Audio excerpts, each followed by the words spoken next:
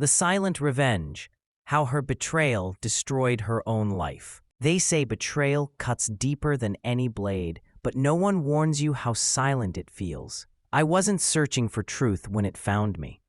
One late night, scrolling through messages, a name I didn't recognize appeared. Curiosity pulled me in. What I read didn't just bruise me, it shattered me. Conversations laced with promises, talk of money, of a future built without me. My hands shook, my chest burned. Yet I stayed quiet. No shouting, no broken glass, no begging her to explain. That's what she expected. I chose silence. Silence would become my sharpest weapon. At first, I doubted myself. Maybe I misunderstood. Maybe those words weren't hers. But denial dies quickly when screenshots are clear, when faces and places leave no room for illusions. She traded my loyalty for the promise of wealth, for gifts wrapped in shallow glitter.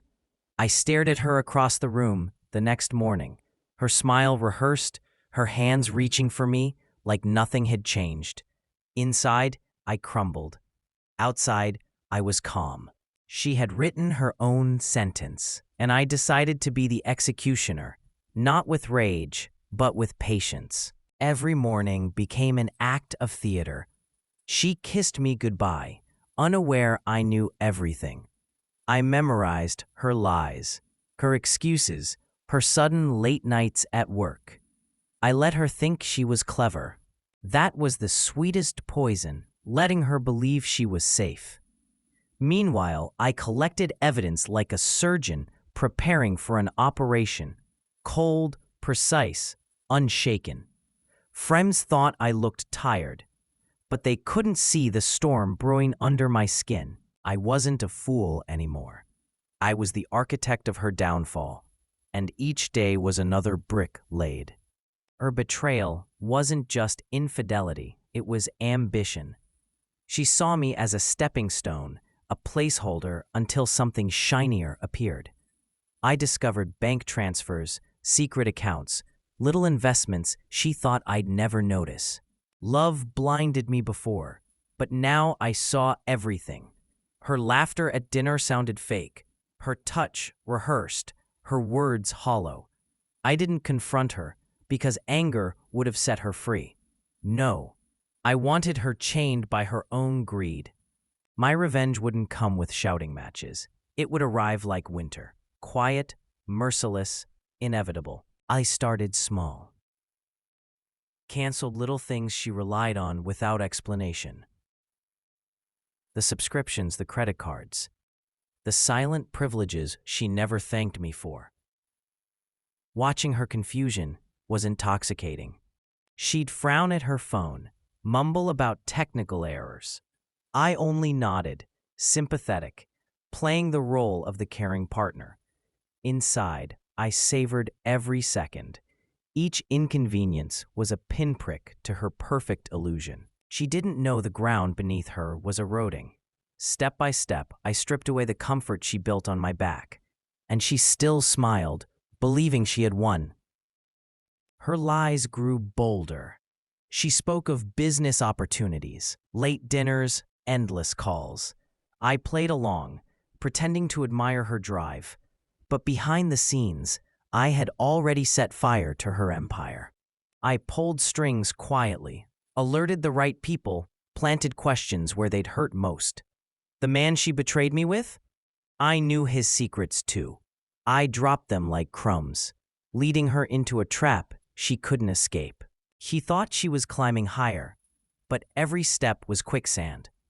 And I, the man she dismissed, became her invisible downfall. Nights were the hardest, lying beside her, hearing her breathe, pretending I didn't know. I stared at the ceiling, rage pulsing like electricity through my veins. But revenge is sweeter when savored. I whispered to myself, wait. Wait until she's too comfortable, too arrogant, too certain she's untouchable. Then strike. I learned patience in that silence. I let her laughter echo while knowing what was coming. She built her house on lies, and I held the match. And when the flames came, she'd realize I was never the fool she thought I was. The first crack appeared when her partner stopped answering her calls. She panicked quietly, pretending nothing was wrong. But I watched her thumb hover over her phone, her smile trembling. I had warned his wife anonymously, slipping proof where it hurt most. His world collapsed faster than hers, and she was dragged down with him. She didn't know where the leak came from.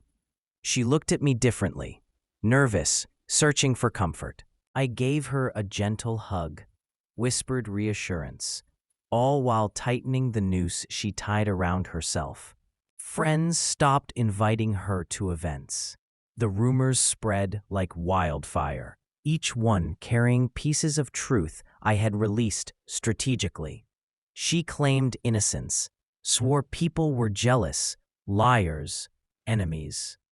But credibility is fragile. Once it cracks, nothing can glue it back together. She cried into my chest some nights, asking why the world was turning against her. My arms wrapped around her, but my heart was ice.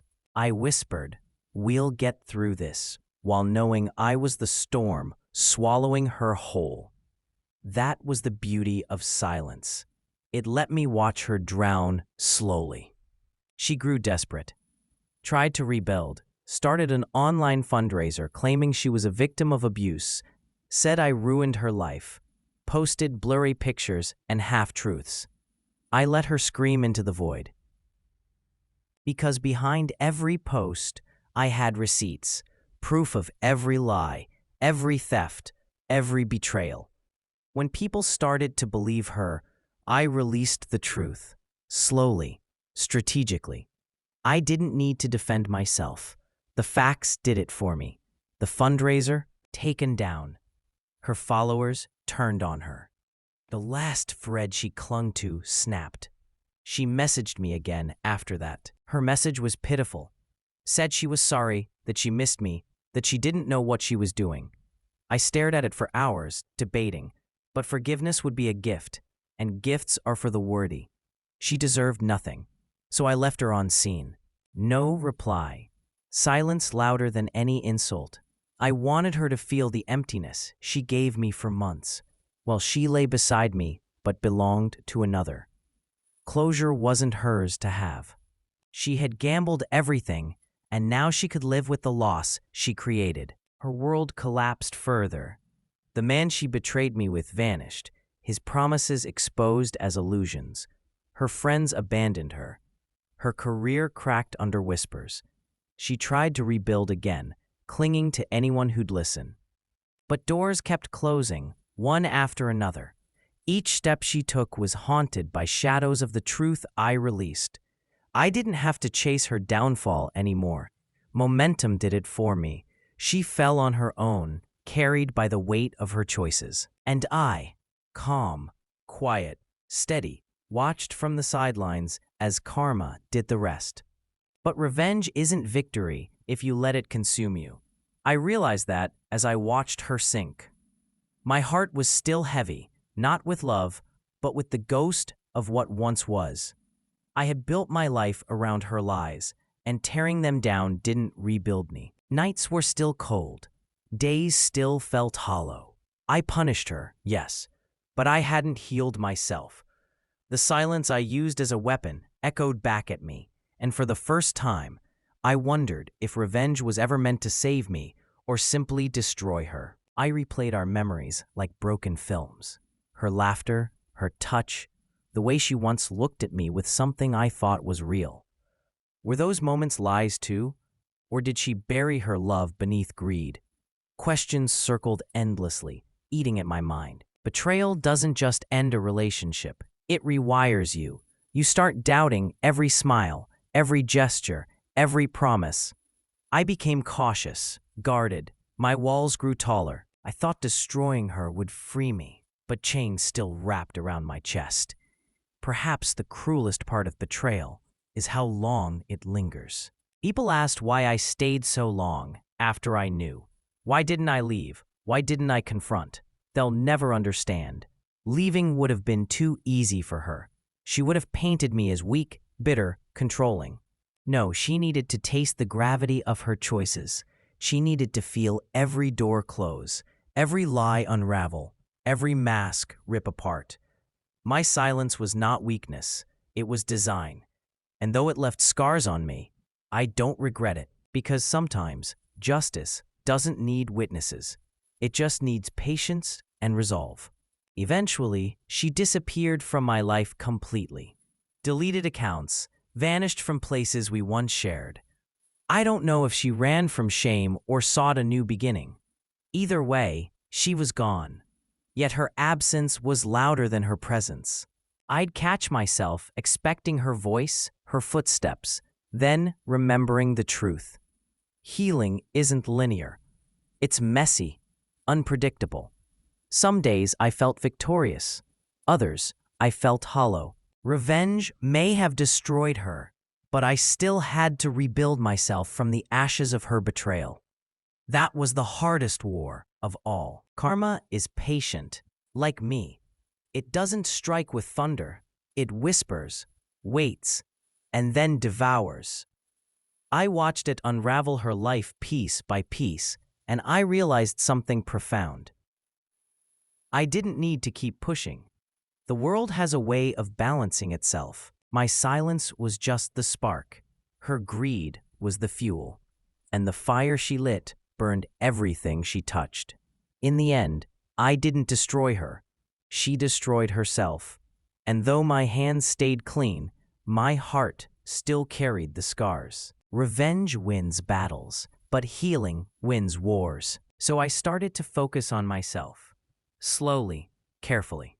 Rebuilding routines, rediscovering passions I had buried under her shadow. Each day, I forced myself to take one step forward.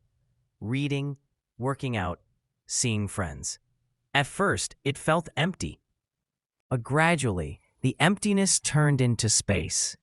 Space for growth, space for peace. Her ghost still lingered, but it no longer suffocated me. I had given enough of my soul to her betrayal. Now it was time to reclaim it. Time to let go, not for her, but for me. Looking back, I don't regret the path I chose. Confrontation would have been loud but fleeting. My silence carved deeper wounds. She'll carry those scars forever, reminders of what she lost. But I carry scars too, though different. Mine remind me of resilience, of patience, of the cost of loving blindly. Betrayal reshaped me, hardened me, but also woke me up. I learned never to give all of myself to someone who treats love as currency. Trust is precious, fragile, and once broken, it can never return whole. This is my story, not of love, not of revenge, but of survival. I didn't scream. I didn't beg, I didn't break, I endured. I let silence speak where words would have failed. And in that silence, I discovered a strength I never knew I had. She thought she was playing me.